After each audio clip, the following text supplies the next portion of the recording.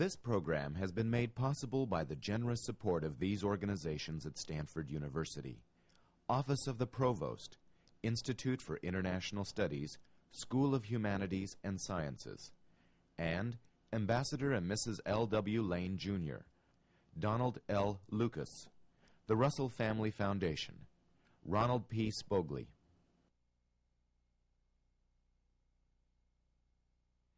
International Environmental Politics was offered to students at Stanford University as part of the International Policy Studies program during Winter Quarter 2001.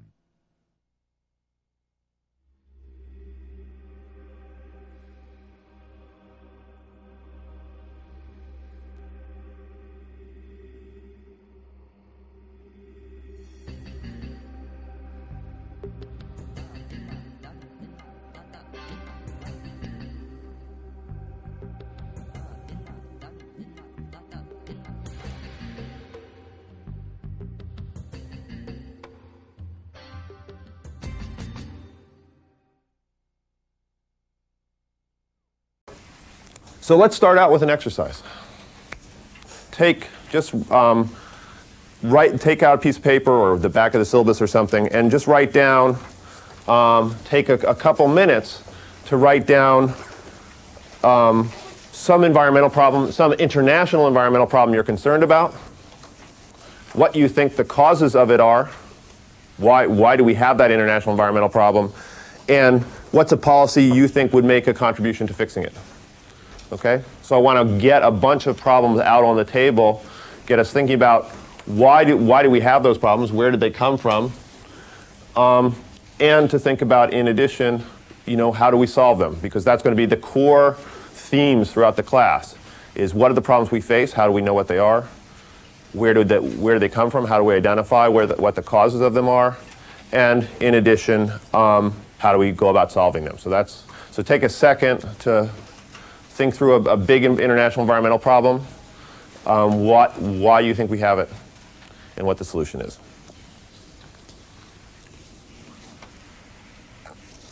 Okay, you can keep thinking about it. You're not going to hand these in. This is just to get you thinking about it. But why don't we start there with somebody who thinks they know about, or what's one of the big international environmental problems? Anybody? Yeah, your name? Alex. Alex. I think the biggest problem right now is global warming, climate change, of course. Okay. So climate change. And Alex, what do you see as the cause of it? And I should have said this earlier, let me try to get you thinking about not saying, well, too much CO2, but rather the social, since we're not over in the chem department, the social things that contribute to it. So when you think about causes, this is a little fix to the assignment I just gave you, but when you think about causes, think about political, social, economic causes rather than, yes, too much CO2 in the atmosphere causes climate change, as opposed to what Christine Todd Whitman thinks, which is too much CFCs. But so what are some of the social processes that we've been using automobiles for many years, which are based on using gasoline, which has carbon dioxide or emit carbon dioxide. Okay, so why don't we think big. Fossil fuel economy, right? Yeah. That cars and everything else that uses fossil fuels. Okay, so good. The cause is a fossil fuel economy. What's the solution, Alex? Or one solution, or part of the solution? Well, we've been talking about using, from an economic standpoint or anything, using tradable emission permits or using market incentives. Okay. I think are one way. Okay, great. Okay. Somebody else, another problem. Yeah, your name? Emma. Emma? Biopiracy. Biopiracy, okay. This is good. These are things I don't know about. Biopiracy, what is it, for starters? Well, for example, northern multinational corporations going into hotspots of biodiversity and using the kind of ethnobotanical knowledge to create pharmaceuticals, okay, and then patenting them back in their companies and then reselling them back to the country. Okay. So that's why it's piracy. Okay, great. Cause? I'd say kind of misrepresentation of patenting laws and intellectual property rights and things like that. Okay, so This use of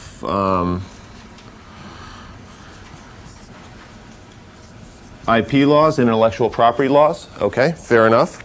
And what's the solution? Perhaps giving the countries with that biodiversity more of a sense of national control over their areas of resources. Okay. And also creating partnerships between the pharmaceutical companies and partners in those actual areas. Okay. So one is strengthen the state, right? I mean, that strengthen governments. Okay.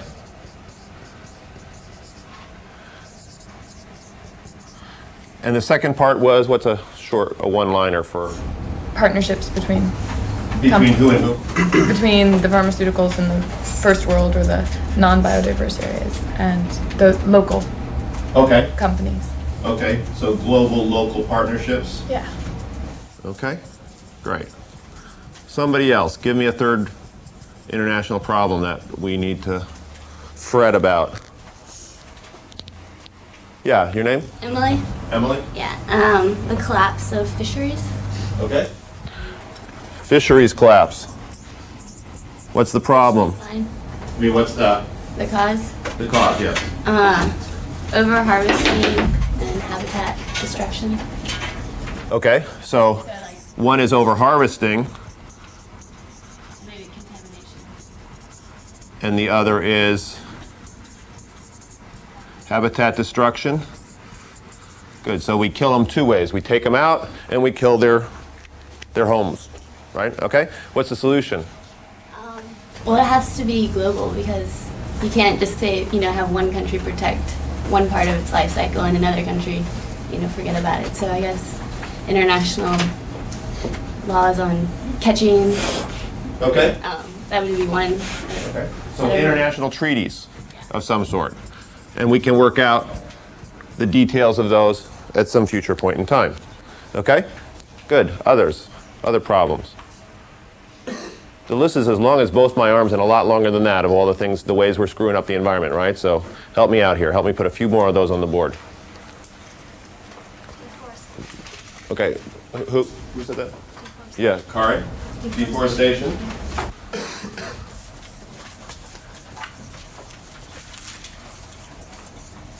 What's the cause, Kari? Dependency on trees, natural resources in forests in general. Okay. So, dependence Economical climate. on forest products. Everything from all the nice boxes you ripped your gifts out of over the holidays to the house you were doing it in, right? All forest products. Okay. Mismanagement too. Okay. I mean, it's thought that you could make it more efficient. Dependence and Or inefficiency. sustainable, at least. Inefficiency, mismanagement.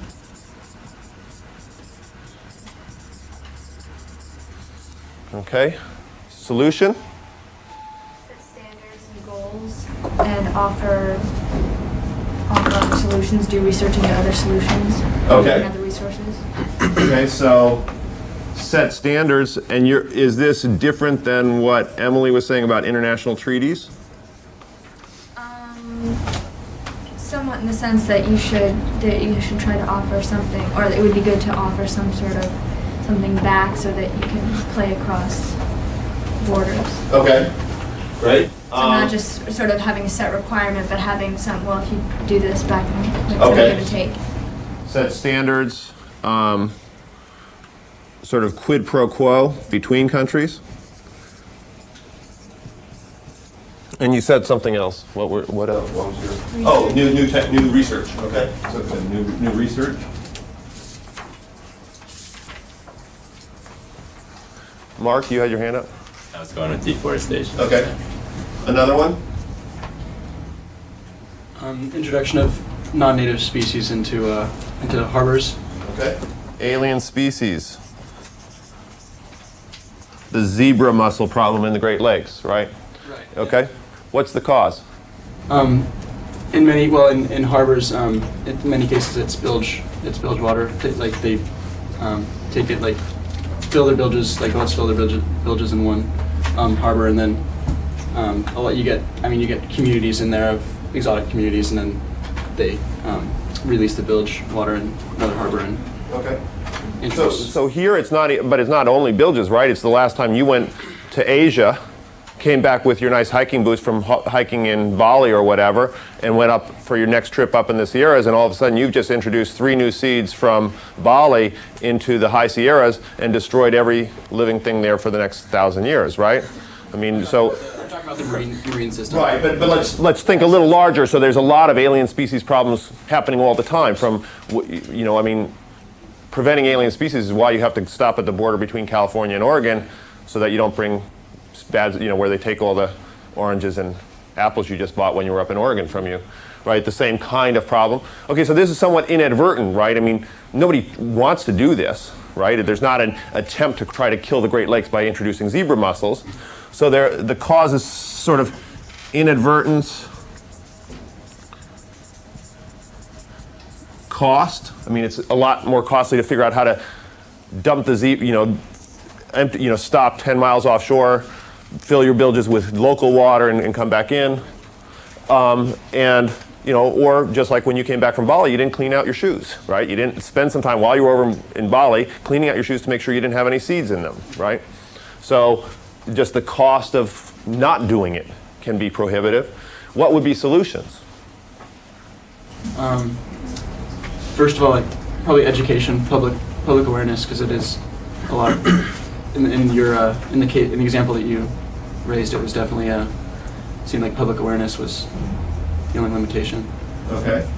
And then international treaties as well for like when to enter harbors or like between country commerce, making sure that those are more strict. Good. So you might. One way to think about these solutions, all these solutions could be possible solutions to any one of these problems, right? And we would think about how effective they are, but they could each be different. Okay, so let's use this just as a starting point to say certainly these are, most of the problems we've identified are real problems, but the list is a lot longer. There's on the web page for the class, which is kind of the place to start. If you have any questions, the first answer is the web page, and then after that, if you can't find it on the web page, then I'll talk to you. But it's just up on the upper left-hand corner of the syllabus. Okay, is where the web page is. But on the web page, there's a link. It's actually within the lecture notes, which are up on the web page already. Okay, at least each day's lecture notes will be up the day before. The State Department description of the state of the world's environment talks about the challenges to the planet. One is population, and population probably fits in both of these columns, right? Is that it's a problem in itself. But it's also the cause of a lot of the other problems, that we got too many people using too many resources too inefficiently.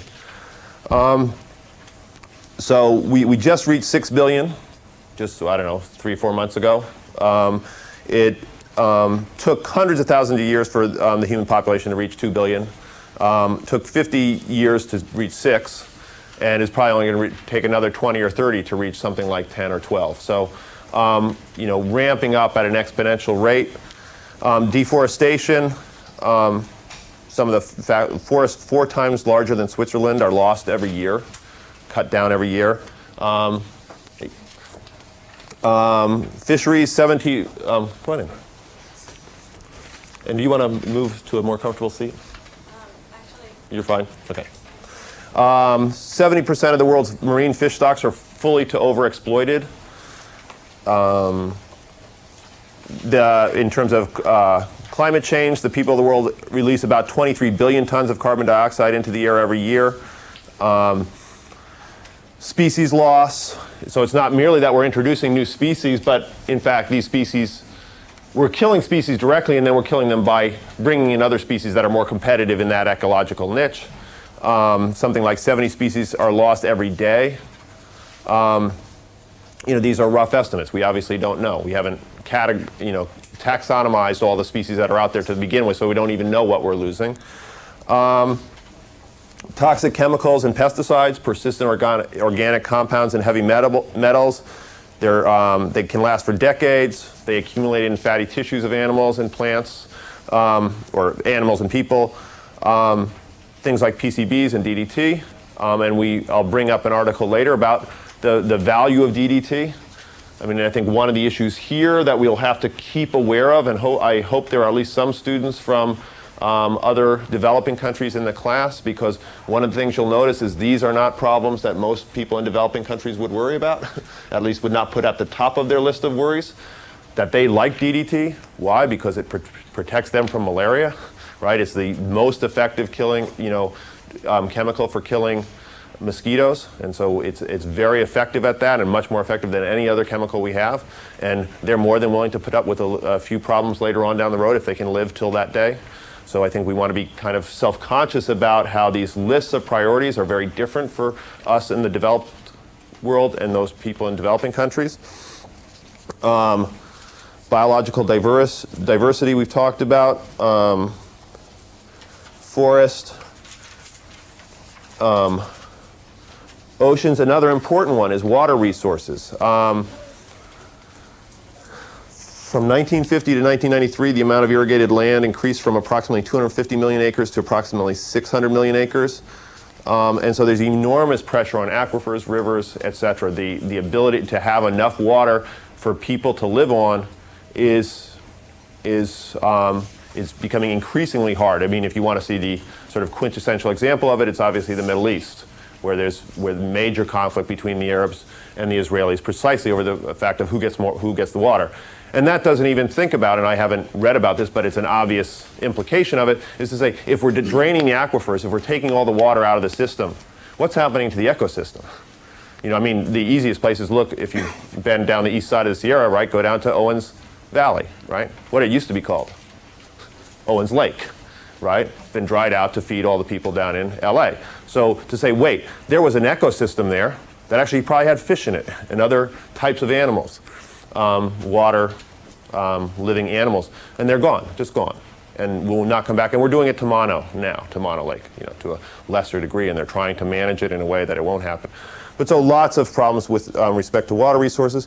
Air quality. And here's again this distinction between developed countries and developing countries. Air quality. When you think about air quality, what do you think about?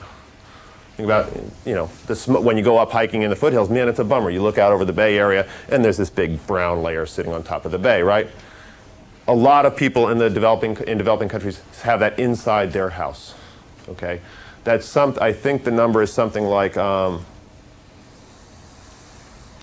think it's on the order of 3 million people a year either contract or die from lung disease due to indoor air pollution. The fact that they have a fire inside their house that's emitting smoke that's not getting out of the house, and they're breathing that, and that's inducing lung disease of various sorts. And they're going to live and die from that, live with it and die from it. So that's a major source of air pollution. A problem we have here that we haven't addressed with the treaty, but we've addressed domestically, is lead in gasoline. Most countries in the world, you can still get leaded gasoline, and it puts a lot of lead into the atmosphere in an urban setting, so that you have an urban garden. You don't have to worry about having an urban garden in the United States. You have to worry about a lot of the other persistent organic pollutants, but not about the lead. But 20 years ago, you had to worry about lead getting into your garden, into your vegetables. And most people in other countries in the world do have to do that if they're going to have an urban garden, because the lead comes out of the air when you burn it in your fuel, and it deposits and then bioaccumulates in the plants that you're growing, et cetera, et cetera, et cetera. So there's lots of problems out there. The interesting one is thinking about the ones we don't yet know about. And I think one of the questions I want us to be asking is, what's the problem? How do we know what a problem is? Why is something defined as a problem? One of the things is things like this just in the New York Times today. Antibiotics on the farm, okay? And you should all read the Times. I mean, it's a lot better than the Daily, okay? And you should definitely read it on Tuesdays, because there's the Science Times, which has a lot of, half of which is usually environmental stuff. So this is about one of the most striking patterns in modern American agriculture is the increasing use of antibiotics as a regular supplement in the feed and water consumed by cows, pigs, and especially poultry. This will turn you off meat if nothing else does. Practice began in the late 40s and early 50s. The amount of antibiotics used non-therapeutically in American livestock has grown to 25 million pounds a year. Is that a good thing? Bad thing? Who knows, right? We don't even know what the effects of doing that are. It's like GMOs, this whole scare over the tacos, the bioengineered corn and stuff. We don't actually know what the impacts are. If we're worrywarts, we worry about it. If we're kind of not, we just say, oh, it's fine. Everything will work out in the long run. God will take care of it all. So I think there's lots of problems out there that we don't know about. Chlorine in the water, right? Been linked to declining sperm counts in men. Given the population problem, that may be a good thing, but probably not a conscious effort to try to fix that problem, right? Lots of problems out there that we don't even know about. We don't know how we're screwing up the environment. How do we have a process by which we begin to understand that?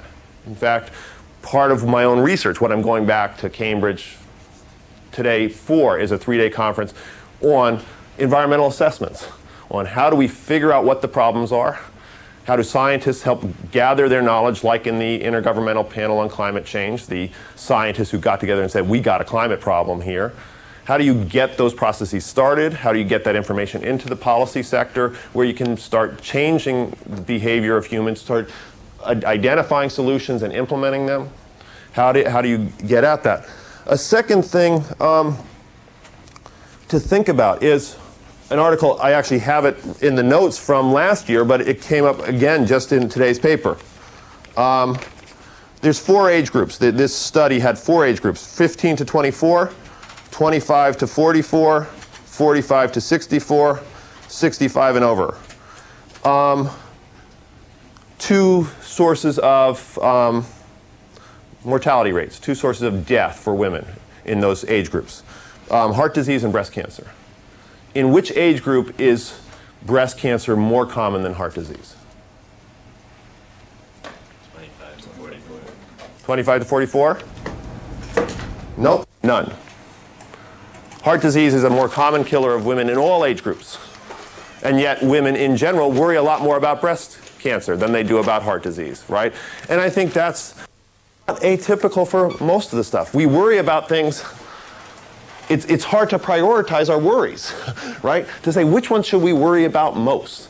And so just at a personal level, for a woman, should you be more worried about the whatever you think is giving you breast cancer, or should you be more worried about the things that are causing heart attacks, right? And trying to sort that out, and how do you do that? And so if you struggle with that individually, then the question is, how do we struggle with it socially? How do we struggle with a way of prioritizing problems? Should we worry about, most of us would have agreed with Alex's first point, climate change is the biggest problem the world's facing. Not if you live in the middle of Africa. You could give a hoot about climate change, right? You're trying to get dinner for tomorrow. And that dinner ain't there because too many people have killed off all the other species that you used to rely on, and there's no water, right? So how do we then agree on some social process to say, here's the things we have limited resources, right? Most of which we're going to put to defending our nation from attack from external sources. So let's start with $500 billion into defense for starters. And then with whatever's left over, we're worried about these other problems, right? So the question is but if we believed in some kind of democracy or some kind of fairness or some kind of equity, how would you make judgments about, should we worry about figuring out nice, good, efficient wood-burning stoves to get rid of the 3 million people who contract lung disease from their polluting little fire in their house? Hey, that's one we could actually solve. We don't need high-tech engineering to do this, right? We know how to make efficient stoves. It's getting them to the people who have them, right? To fix starvation, we have the food's here. There's plenty of food around, just in the wrong places, right? It's not where the people who need it live. So how do we think about that prioritization process? And that's one of the questions that I want to raise in the course, okay? What are the risks of worrying about the wrong things, and what are the risks of not doing enough to figure out what we should worry about, okay? Of not doing research to say, what should we be worried about? How are we screwing up the environment, and which one should we be most worried about? Both a scientific process and a social process of prioritizing problems. Second one, and this is one that you'll notice is a sort of big theme for me, which is we've identified these as the causes of these problems. Could we get that wrong? Is it easy to misunderstand what the cause of a problem is? And so what? So we get the cause. Climate change is a lot of the people that are disagreeing on how we should change or what we should do to help climate change are saying, well, is it a problem in the first place? Is it really going to affect anything? Okay. So that's causing a lot of issue as to whether we should do anything. Okay, so one thing is, if you don't get the causes right and sufficiently convincingly right that everybody believes you, right, then you don't do anything because you have too much political conflict over whether there's really a problem. But let's say we agree, and we're coming to some kind of a consensus, let's say on climate change, that there really is a problem, okay? Or any of these other ones, that there's real problems, then what's the problem with identifying the wrong cause? Your solutions don't match. Very good. Jane? Kim. Right, your solutions don't match. So in other words, solutions should always be matched to what the cause is, right? Should address the cause in some way. So if we think, let's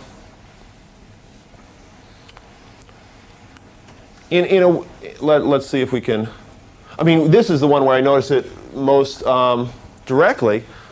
A lot of people think strengthening governments, wrong way to go, right?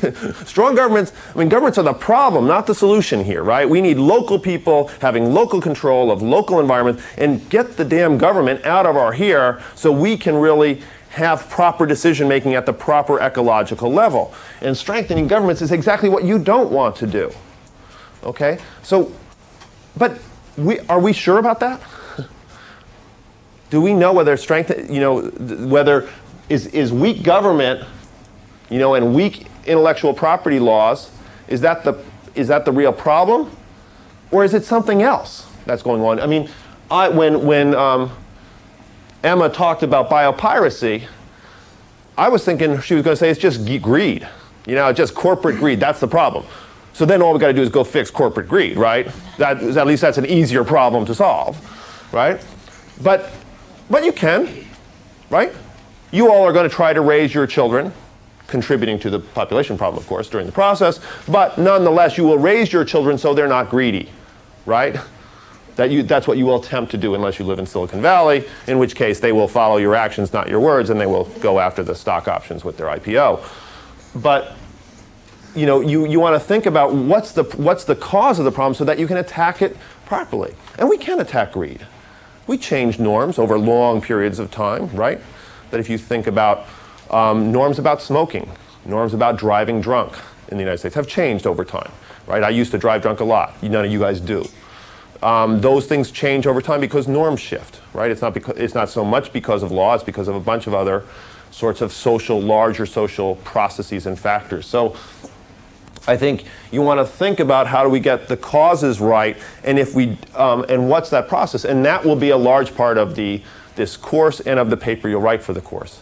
Is I want to really push you hard about what's the process by which we do good research so we identify whether it's greed that's the cause of the problem or whether it's the misuse of intellectual property laws.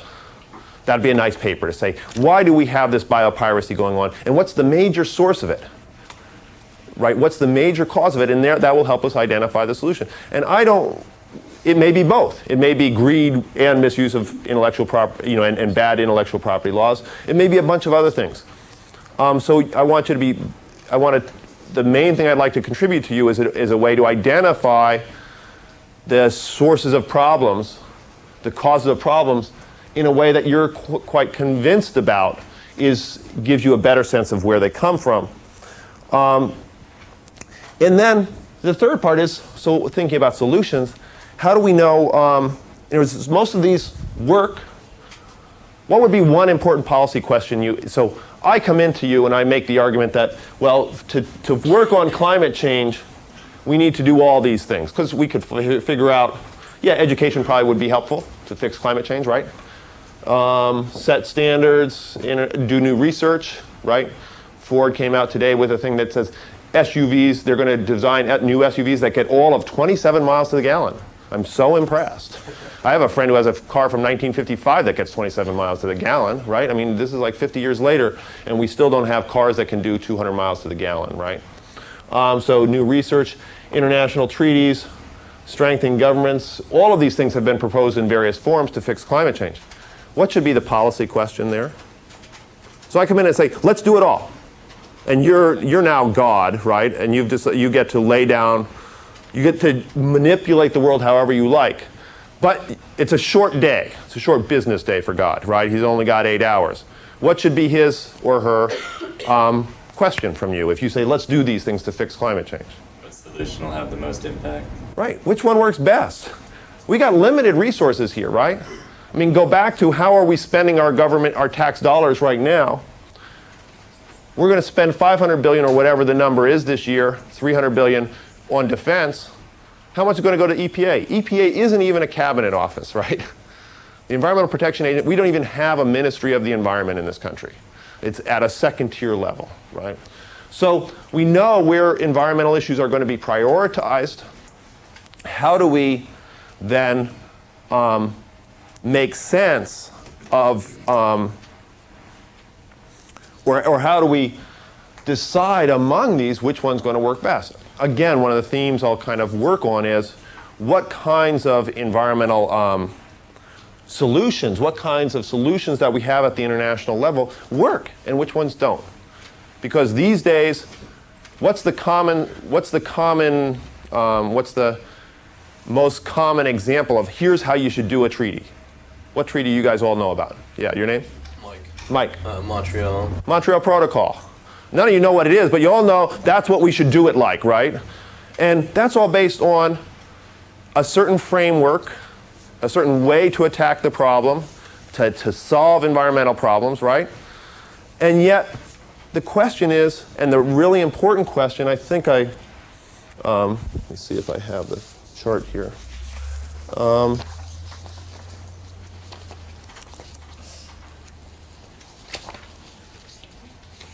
Yeah.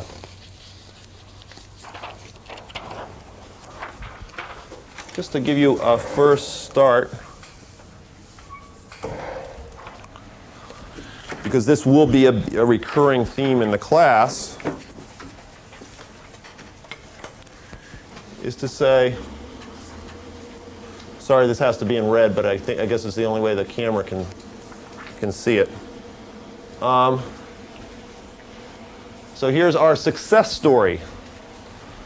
Chlorofluorocarbon production has fallen sharply since 1986. Well, first of all, I mean, this is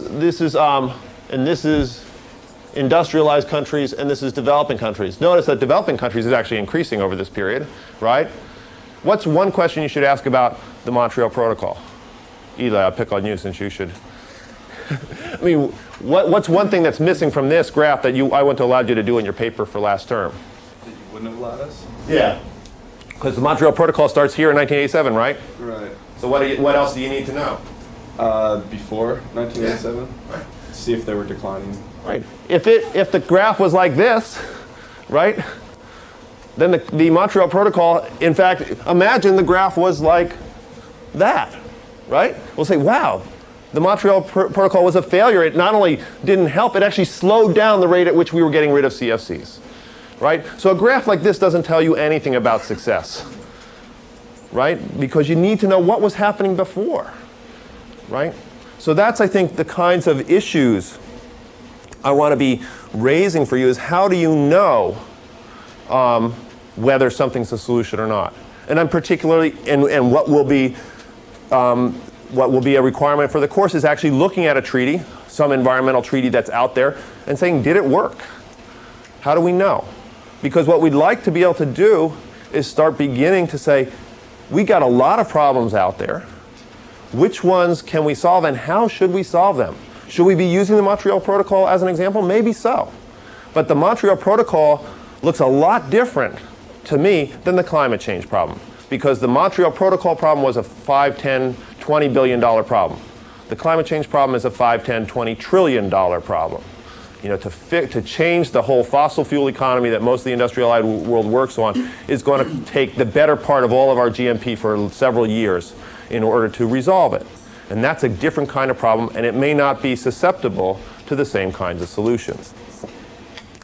So that's kind of just to get you, prompt you on that. I want to spend a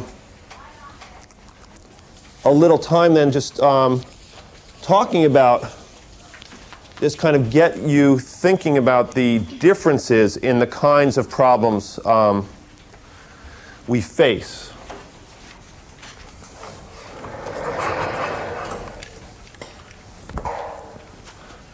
So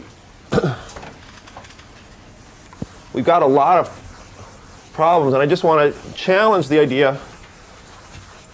How many of you have taken other environmental classes? Okay, good. So what's one of the models of why we have environmental problems, of where environmental problems come from? Even those of you who took PS 35 last term should recognize this one. What's a common sort of model for where environmental problems come from? Generally taken from economics. Kari? The tragedy of the commons, right? A lot of problems say, oh, it's just a tragedy of the commons, right? So Kari, what's a tragedy of the commons?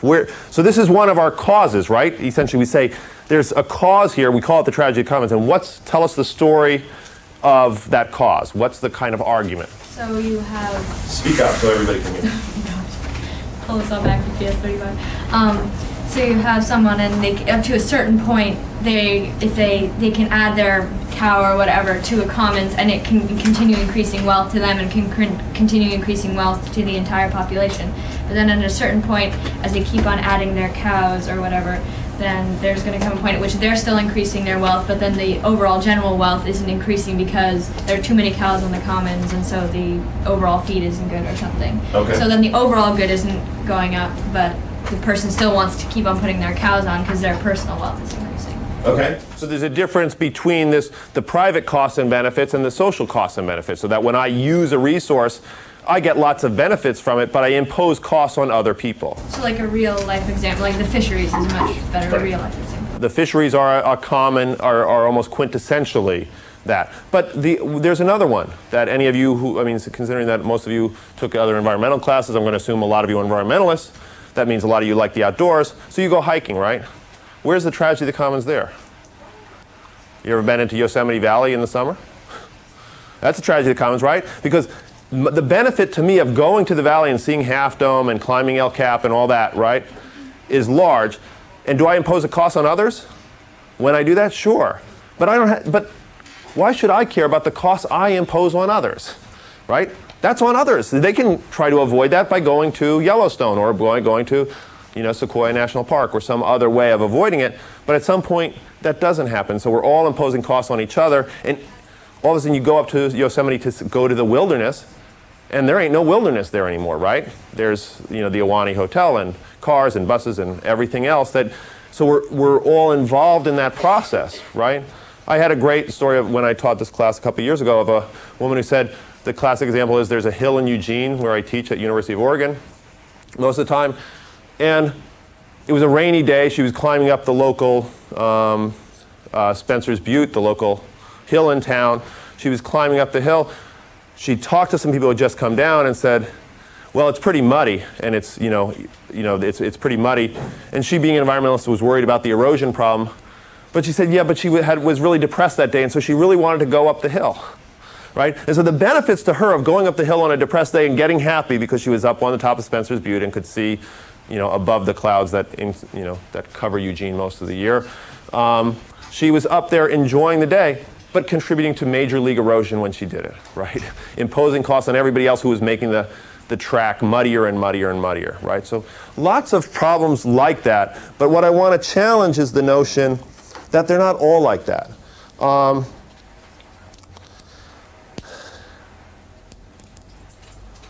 And let's think about how these relate to the tragedy of the commons. I mean, one of the tricky things in the tragedy of the commons is that when Kari talks about, like, let's start with the whaling example as a fisheries example of the tragedy of the commons, right? And think about the different ways to frame that example. So you have a bunch of whalers. I'm not going to be able to pull this off with the whaling example. So let me, I'll build up to the whaling example because I want to use it in a particular way. The first is to think about three kinds of problems.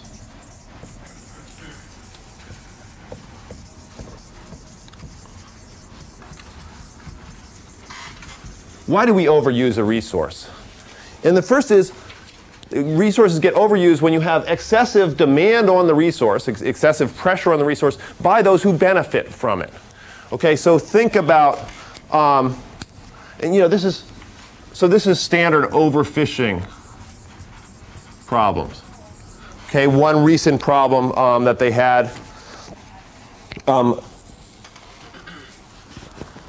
is the behavior. So you want to supply, if you're a fisherman, right?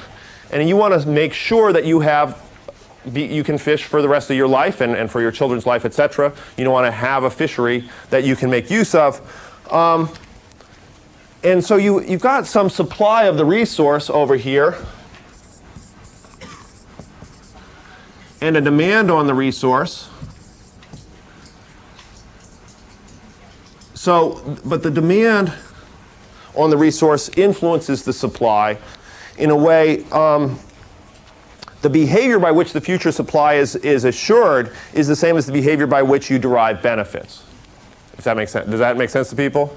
That is, how you ensure a future supply is by, and thereby get some stream of future benefits, is by regulating your demand. Okay, you have to regulate your demand because that's the only way you can ensure that there are enough fish there to propagate next year. Okay, and essentially this is a conflict. A conflict between actors' short-term interest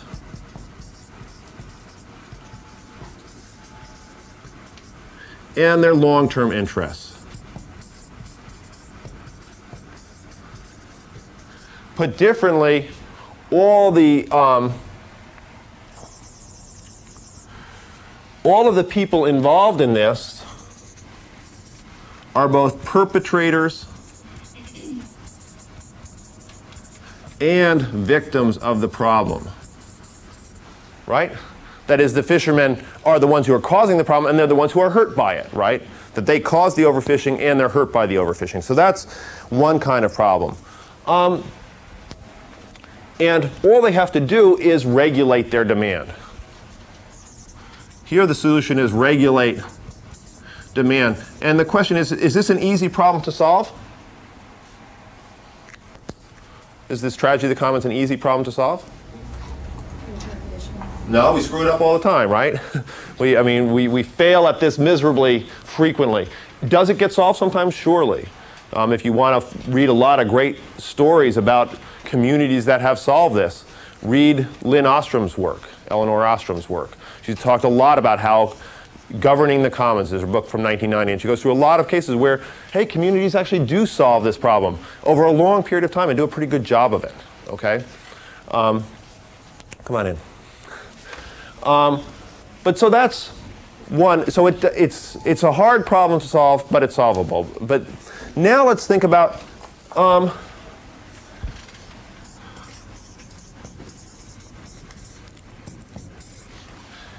the second kind of problem is inadequate supply by beneficiaries. Okay, and here is to think of something like, an example like air pollution by automobiles or from power generation. To think here, the beneficiaries, it's not, you're sort of, here we got two different aspects of air pollution, right? One is our demand for fossil fuels is not what's, or the way better to think of it as, there's demand out here, but the supply of the good we want, which is clean air or a non-warmed environment or whatever, is not related to this demand, but is related to some other behavior. So to think about, we do. Let me think if I can resurrect the logic here. That how much air we breathe, right, is not related to how much we drive. That so that we have to take our demand on the resource, which is how much clean air we want, or how much clean air we can breathe, etc., is not related to how much there is, how much clean air there is. How much clean air there is related to how much we drive, how much energy we use in our house, all these other things that are unrelated to the benefits we receive from the environmental system, right? So to reduce how much air pollution we're causing, we don't stop breathing, right? In this case, to reduce how much overfishing we're doing, we'd stop fishing, right? To reduce how much air pollution we experience, we don't stop breathing, we stop doing some other set of behaviors which are unrelated to the breathing part or the other aspects of how we're benefiting from the environment. And here, the incentives, the incentives, here it's clear how we're screwing ourselves, right? And we have pretty strong incentives to try to fix it, we understand the process. Here, it depends, what is our likelihood of adopting these behaviors that'll provide a supply of a clean atmosphere and a non-globally warmed atmosphere? What are the things that influence whether we adopt these behaviors? Well, one of the things that influences is how clear we believe this linkage to be, right? And how far in the future it is, right? How long it takes to do these things, and also some tragedy commons elements, right? That is, the tragedy commons elements in the sense that whether I drive my SUV to work today or not doesn't matter. It isn't going to make or break whether we have global warming or not. And therefore, why don't I drive? But everybody thinks that way. So there is a tragedy commons component, but it's somewhat different than this one, right? Do people see the differences? One is where you're the direct beneficiary and you influence it by your behavior with respect to that amenity. The other one is you have to influence it by some other behavior, right? And the third, and this is one, is what I call, before I move to that third one, in this one, notice that you still have incentives to try to fix the problem, right? Because you will benefit in terms of a cleaner environment if you stop driving your SUV. It may be not enough to make you do it, but you would still benefit from it. But now there's a third kind of problem, and this is, I think, a really important distinction. It goes back to this is where I wanted to save the whaling case for. If we only think about whalers, the whalers are this kind of problem, right? Excess demand by beneficiaries, that the whalers are killing off the stock of whales and say they don't have enough whales to kill in the future, right? But is that the real whaling problem these days? Is the whaling problem about worrying about the whalers? Being able to have a sustained whaling industry? Is that the problem anymore? No. Your name? Allison, what's the problem with whaling these days? If you were an environmentalist, what's the problem with whaling? The non-whalers want to have whales around just to look at. Right. And who ensures the supply of whales to look at? Pretty much international governments. Well, but also the whalers, right? The whalers, I mean, it goes back to this problem, but the demand on it is some other kind of demand that the environmentalists can't supply the whales. They have to rely on the whalers to supply the whales, right? And the whalers presumably don't care about the whales, about sustaining, I mean, we're going to caricature people here a little bit, but the whalers don't care about protecting the whales. And so the question is what are the incentives like here? If this problem was hard, how hard does this problem look?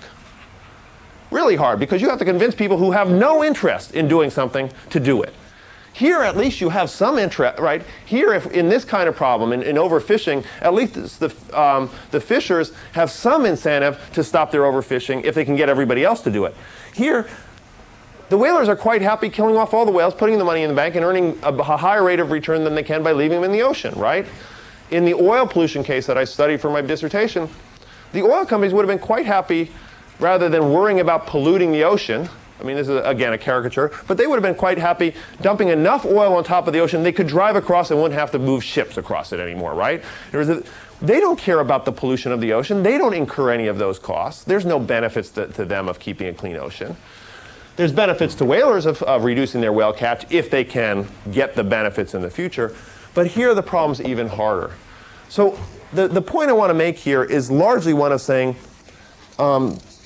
is thinking about what kinds of problems are there out there in the world, and being a little bit skeptical when people say, oh, it's just a tragedy of the commons, or being too quick to say it's an externality. There's lots of different kinds of problems out there that I want to challenge people to think about what kinds of problems are out there, and therefore the solutions to this kind of problem are a lot different than this kind of problem, right? What kinds of solutions you're going to have are going to be a lot different. For example, a lot of the resistance you see in Norway and Iceland and Japan to whaling is a sense of, don't tell us what to do. We don't share your values. We think it's okay to kill whales as long as we don't destroy the species, right? So don't tell us what to do. Now that means that as opposed to 30 years ago, 40 years ago, when they said, okay, no, let's work together to figure out how to make sure there's enough whales to kill. Okay? Very different political model of the problem, and going to require very different solutions. And so one of the solutions that I'm arguing in a new article that will be coming out this summer is the notion that in these kinds of things, the best solutions, or the only likely solutions that you're going to see in international law, are of two types. Not a kind of reciprocity of if you cut back, I'll cut back, which can solve this kind of problem, the sort of the reciprocity and tit for tat kind of stuff. But what you need here is either you have to have a big stick and say, you will stop killing whales, or I have to say, look, how about for every year you don't kill whales, we give you $10 million, right? That's an alternative solution that's likely to come up. And in fact, to go back to the point that was made earlier about the Montreal Protocol being the exhibit A of how to do treaties, in fact, you may say, oh my God, we're going to pay them to not whale every year. In fact, we have a treaty like that.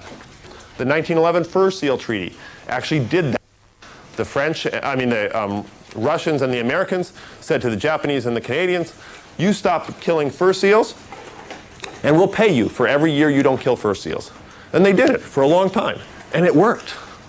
And you can see the recovery of the fur seal population that's plummeting like this.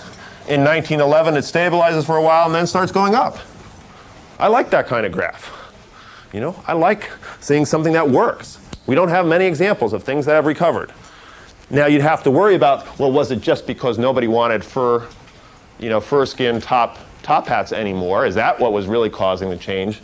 So there wasn't any demand for fur seal skins anymore for a set of exogenous reasons that had nothing to do with the treaty, and you'd have to account for that. But that's the kind of thing you want to be evaluating, okay? And so I just want to at least challenge you to be thinking, don't be so quick to accept people and say, oh, it's just a tragedy of the commons, and we know how to solve that. All we have to do is privatize the commons or whatever, right? I mean, again, to think about privatizing the commons as a common solution, but privatizing the commons in the whaling case won't work. Why? Because if you just give the Japanese and the Norwegians complete control of the whale population, it still may be worthwhile to kill them all. Why? Because their rate of return in the bank or in the stock market is higher than the rate of return at which, the kind of recruitment rate of the whales, right? So it may be better to kill all the whales and they can earn 10% on that money rather than the recruitment rate of whales, which is 4%, right? And so that there's not, you want to be careful about thinking about how do solutions fit the problem. To make sure the solutions fit the problem, you better make sure you understand the problem. What's the shape of the problem? What are the incentives? What are the capacities to fix the problem, et cetera, that you have to think about. I think then what I'd like to do is, just as a last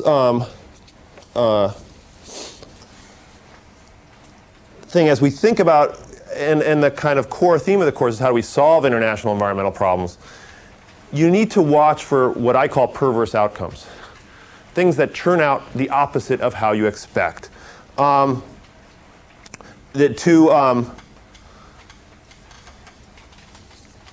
There's at least 3 examples. One is, the standard one is rent control. I mean, I'll use examples from other areas. But rent control is intended to increase housing, available to low-income people, right? And economists the world over have found that when you impose rent control, what it does is make housing stock dry up. Because landlords can't get enough money to return on their investment. They let their housing go to hell. Then they get, it just self-destructs and nobody can live in it. So that rent control makes housing dry up, and so the poor have fewer places to live rather than more. Okay? The strategic bombing survey after World War II, the American Strategic Bombing Survey, showed that bombing that was intended to destroy the enemy's capacity for industrial production actually increased it. That the more they bombed, the more industrial capacity they had because there was a reaction. That the Germans, when you bombed one factory, built 2. Right? So there was actually increased industrial capacity, both from that and from the rally around the flag effects. I mean, the same thing with Saddam Hussein in Iraq, right? This notion that the political commitment of Iraqis to Saddam Hussein increased after the Gulf War because they're of this rally around the flag effect. The worst, I think, or the one that just troubles me the most, is one that was reported about a year ago in the New York Times in Sudan. CARE. That was bringing food aid to the Sudan to help people there, to help during the war, to provide food during the war. During that period, so over 10 years they were providing food aid. They just stopped providing food aid. The war has continued throughout that period. They stopped providing food aid. They stopped providing food aid because they said, we are now quite convinced that our provision of food aid to the Sudan has actually made the war last longer and more people have been killed. Because the food aid is being siphoned off to the warlords, et cetera, who are involved in fighting the conflict. And so they actually wanted to help, and they now are quite convinced that the real solution here is not bringing in food aid. As hard as it is to sit back and sit on your hands, the best thing is to do nothing, let the war burn itself out, and then go in with the food aid. Now this is CARE, and they're saying it about themselves. It's not some outside analyst saying, no, you did it wrong. It's them themselves saying, hey, we screwed up. We took that money you gave us last year and we spent it on the wrong thing, and effectively what we did was end up killing people. First do no harm, right? This is the Hippocratic oath that doctors have to take. As policy people, first do no harm. Don't make things any worse, right? We don't want to make sure that all the whales that are out there get killed, right? So first we should, the few remaining ones, we don't want to kill them off. So it's kind of thinking about that, and that. So one way to think about it is just, I think in thinking about different options, let's imagine that scientists claim that we need to cut total greenhouse gas emissions by 50% by the year 2050. Okay? Let's just say that's what we need to do. 50% cut, right? We're not even close to talking about that, obviously. We're talking about a 5% decrease from 1990 levels by the year 2010. So we're not even close to that. But let's imagine that. Then you have 2 questions. Let's just take 2 policies, and there will be lots of others we could devise. But do you want, just in terms of negotiation strategy, do you want to go first broad and then deep? That is, do you want to negotiate a series of agreements in which all countries participate, and in which each agreement represents the greatest reduction possible that essentially all countries will agree to, right? Which is what we're doing. We've got to first broad, get everybody in and get them to agree to whatever lowest common denominator thing you can get them to agree to, and do that and keep working that. Or alternatively, do you want to do first deep and then broad? So negotiate a series of agreements between the most aggressive countries. Get the countries of Scandinavia together and have them negotiate that they're all going to cut back their emissions by 30%, by next year, right? They're going to be really aggressive about it, okay? And then have other countries join them. Which of those two strategies do we want to use? And I think what I want to push you to think about as you think about that, one is, does it matter which we choose? Is the world different under those two scenarios?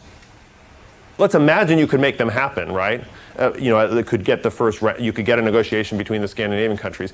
Is that what the Scandinavian countries should be doing versus trying to support a global agreement? Should they just do a regional agreement that says, we're going to sort of set a shining example of how to do climate change? Does it matter to the world which of those two happen? And if so, why? Does it matter? Depends on, well, let's say for climate change. Well, that's affecting the entire globe then. So having regional agreements is pretty useless, even if you're setting an example. Is it useless? You're setting an example. Right, but what can you, you need multilateral agreements. Well, do you need multilateral agreements or do you just need multilateral behavior change?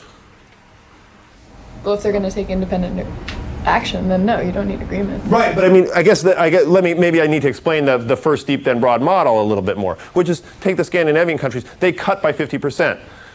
Other countries say, wow, we should, now there's a norm in the world that says, hey, some countries can do it, and all my citizens start beating up on the US and say, look, you can't even get a 5 cent a gallon gas tax in this country, and these countries are cutting back by 50%. What's your problem, right? So you have a political movement. That's one way that process could work. The other is those countries devise new technologies that they can sell us. So maybe we get to less emissions faster that way. I don't know. I'm just kind of posing that there might be a different model, right? I think my temptation is to agree with your sort of set of implicit assumptions that that's not the way it's going to work fastest. But we don't know that, right? We want to check what kinds of strategies work best. Or if you're choosing between, as I said before, for this case, if you're choosing between rewards and sanctions, which work better? And when? How do you know whether it's better to, again, if you want to think about rewards versus sanctions, we want to have a world in which there's no nuclear weapons, right? And we have a policy, the United States has a policy of trying to work towards that. And we have two different strategies for it. North Korea, we are giving $4 billion in fuel oil and 2 light water nuclear reactors and saying, please give up your nuclear weapons. And Iraq, we're bombing back to the Stone Age and saying, please give up your nuclear weapons. It would be nice to know in the future when Iran gets nuclear weapons and some other country, which of those two should we use? Right? We're doing a trial and error process without ever evaluating which one worked better. And I think that's what we want to do is we say there's a lot of solutions out there, back to the original graph I drew, a lot of solutions, which ones work best? And how do we know? Well, we know by doing some careful, rigorous empirical analysis and saying, let's look at those two. And we'll actually have an exercise in the class looking at whaling and climate change. Whaling and ozone. Which one worked better and why? Right? So we put the Montreal Protocol up there and say, good, that worked, but we're not surprised that something worked. Usually if you do something, it works better than nothing, right? The question is, did it work better than what else we could have done? Should we have taken the whaling case? How do we compare apples and oranges, whales and CFCs? How do we know which one worked better? And these are, just to let you know, these are at the cutting edge of research in this field right now. Nobody is doing stuff on relative effectiveness yet. My whole research program for the next 5 years is relative effectiveness. How do you know which one worked better than which strategy works better? Because we're designing treaties all the time without knowing which one will work better. And that seems to me a crucial question that nobody's even doing the research on. And I want to engage you all in that process, in the beginnings of that process. So I know my sense is most of you are undergraduates, and I'm going to challenge you to act like graduate students.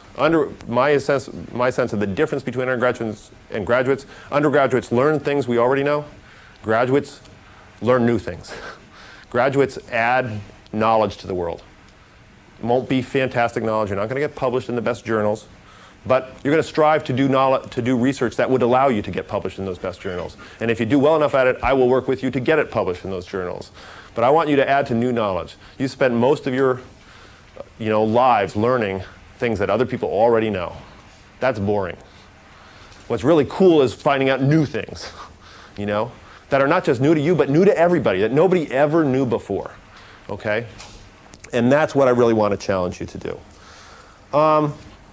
So just to summarize today's class, I mean, I've talked about different kinds of problems we face, the different difficulties of solving them, that something like this is going to be harder to solve than this, even if this is really hard anyway.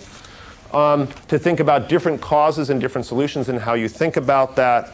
So that's what I want to do to kind of pose to you as some of the issues we'll talk about in the class. And now I'll take the last 10 minutes of class to just go over the syllabus and kind of walk through and answer questions, etc. I mean, you can read this all. You can read this all, you know, at home tonight or whatever. So the goals of the course, the books. Have people picked up the books yet? So they're both on at the bookstore? Yep.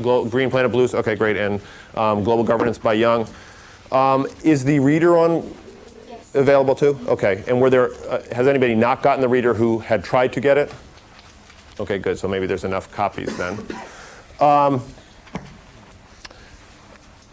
In terms of the course readings, it's an extensive reading list. Okay, so basically you read both those books plus the Xerox reader and some online stuff. I don't think it's too much. You guys may.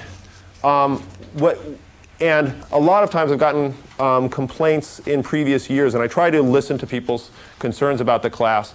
But I realized people said, well, could you, A, tell us which are the important readings, and B, discuss them in class. And my feeling is that's a waste of my class time. That is, there's you'll get some information from my lectures, some information from the readings, and I shouldn't just repeat those. You know, those should not just be duplication of it. I would more than welcome you bringing up issues from the readings and saying, can we talk about this a bit? You know, I'm happy to do that, but I will have done the readings and will be up on them myself, but I'm not going to make them an important part of the lecture. They're a secondary way of getting the same information or related information. So I want you to make the connections in your own head between them. So you can probably get away without doing a lot of the readings. If getting away with it is the point, great. If you want to learn about international environmental politics, you should probably do the readings. Okay, so that means you can on midterm week probably go a little slack.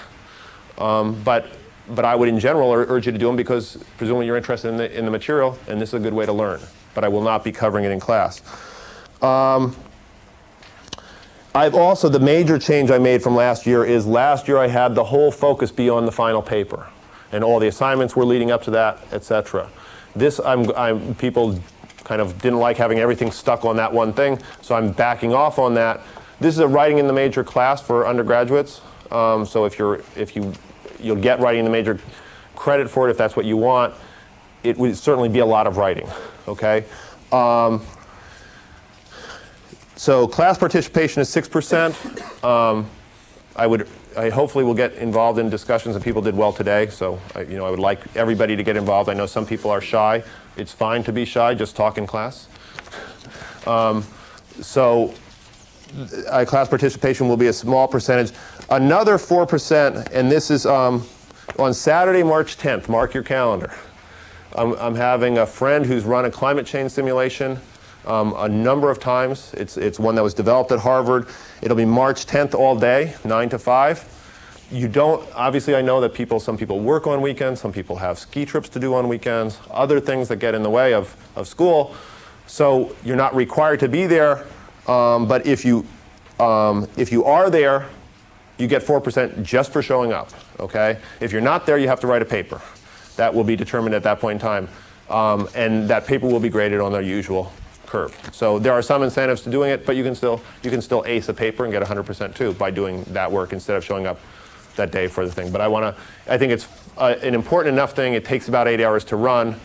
We'll take a little bit of class before, of the class just before and the class after to run it. But it's really fun. It's an engaging thing. You guys can get engaged in it. It'll be a process of negotiating agreements and then implementing them over about 6 or 7 different rounds of the game. So that should be actually fun. Then the treaty assessment project, is already set up. There's a, you can look at it. Actually, don't do it yet because I want to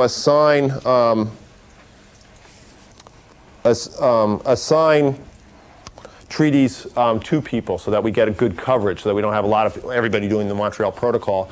But essentially what you're doing is just reading a treaty, so you get a sense of what do treaties look like, figuring out what was the goal of the treaty, and how would we know if it succeeded, and then looking for indicators of that. So you get a first sense of how do we know if, getting this saying, well, the 1911 Fur Seal Treaty required was trying to increase the population of fur seals, and can we find data for that, right? So that'll be part of it, and I think that will supply a lot of, if everybody does that, that will supply 20 or 30 different indicators that we can then, other students can use to try to do their papers on. So that'll be a good place to start. There will be 2 short papers. One's about the tragedy of the commons, which we'll also be doing a simulation of in class. And the other is on relative effectiveness of regimes, so you can read more about those. If students who are interested, I have these assignments all laid out in much more detail in this packet, okay? So you'll have those discussion papers. Then there's 3 assignments related to the final paper, but obviously they're very small in terms of percentage of the grade. One is just laying out 3 questions you're interested in, 3 treaties that you're interested in asking questions about, then giving an outline and thinking about the dependent variable. It says graph of DV. DV is just dependent variable, the thing you're trying to explain, number of seals that were killed, etc., number of whales that were killed, amount of global warming that occurred, things like that, and then a draft. And then the final assignment will be the 20-page paper. So the paper is only sort of like 55%, 45% for the paper, and then the other 10% for the assignments leading up to it. There's a description of the videotaping of the course for those who came in late in terms of what its purpose is, et cetera, so you can find that. And then in terms of just the sequencing of the course, again, there's be no class on Thursday. But then on Tuesday, we'll start talking about policy impacts. And then we'll go through a bunch of different perspectives on environmental protection and environmental problems. Scientific, economic, political, eco-philosophical, etc.